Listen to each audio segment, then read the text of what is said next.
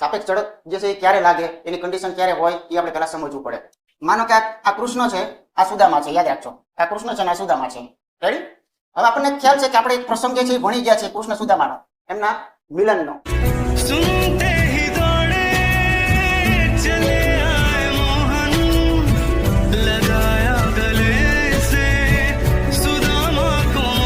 આ કૃષ્ણ છે સુદામા છે, સમજી લો તમે. કૃષ્ણ સુદામાની અંદર તમે જો ઘટના જો આ બાજુથી સુદામા દોડે છે, સામેથી કૃષ્ણ દોડે છે, બંને જ્યારે સામસામા દોડે છે ત્યારે આ લોકો જલ્દી જે છે એ ફટાફટ મળી જાય છે, બરોબર ને? અહીંયા કોઈ જગ્યાએ આ લોકો મળે છે, ઝડપથી મળે છે.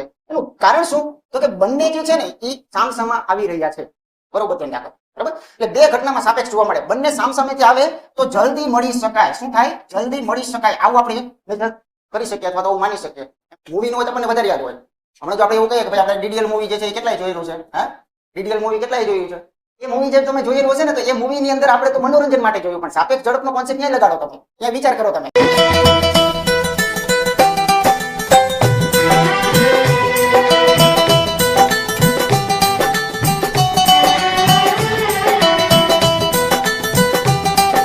હું તમને એક બીજું એક્ઝામ્પલ આપું, એક્ઝેક્ટ પરફેક્ટ એક્ઝામ્પલ. કે દાખલા તરીકે આ ટ્રેન છે, બરાબર? તો આપણે જાણીએ છીએ કે આ ટ્રેન જે છે એ આ રીતે જતી હતી અને એની પાછળ પાછળ જે ટ્રેન ઉપડે છે તો એની પાછળ પાછળ જાય છે. આ ઘટના જોયેલી છે ને એની અંદર. તો ત્યારે તમે અવલોકન કરો, ખાલી નજર કરો કે આ ટ્રેન પણ ચાલે છે અને પેલો જે હીરો જે છે એ પણ આની સાથે સાથે ચાલી રહ્યો છે. પણ એક વસ્તુ ક્લિયર છે કે થોડાક સમય પછી બંને જે છે એ મળે છે. તો એ જે ટ્રેન ચાલે છે, માણસ ચાલે છે, ટ્રેન ચાલે છે, માણસ ચાલે છે, એમ કરતા કરતા પણ એ લોકો મળે છે. બંને પાત્રો ગતિમાં છે છતાંય મળે છે, બરાબર? એનું કારણ શું જોવા મળ્યું? થોડીક ટ્રેન ધીમી હતી અને આની સ્પીડ જે હતી થોડીક વધારે હતી, બરાબર?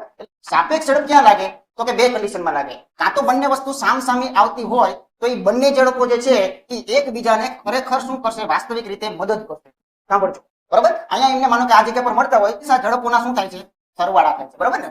એકની ઝડપ s હોય અને બીજાની s2 હોય તો બંને ઝડપના સરવાળા જે છે એ થાય છે. અને મેં હમણાં તમને ડીડીએલ નું જે ઉદાહરણ આપ્યું કે બંને એક જ તરફ કે એક ટ્રેન ની અંદર જાય છે ને એની પાછળ બીજો દોડે છે, બંનેને ભેગા થવું છે, બરોબર છે? તો બંને એક જ દિશા તરફ દોડે છે. પણ એક ગેરંટી છે કે આ જે છે એની જો 50 ની સ્પીડ પાછલા વ્યક્તિની 50 ની સ્પીડ હોય અને આની ઓછી હોય ને તો જ આ ઘટનામાં મિલન શક્ય છે. અન્યથા કોઈ કાળે આ બંને મળે નહીં. એટલે પકડનાર વ્યક્તિ જે છે ને એ તાકાત વાળો હોવો જોઈએ.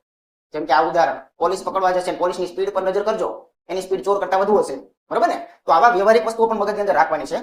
બંને એક દિશામાં જાય છે તો ત્યાં 100% શું થશે? બંને ઝડપોની બાદબાકી થશે, બરાબર?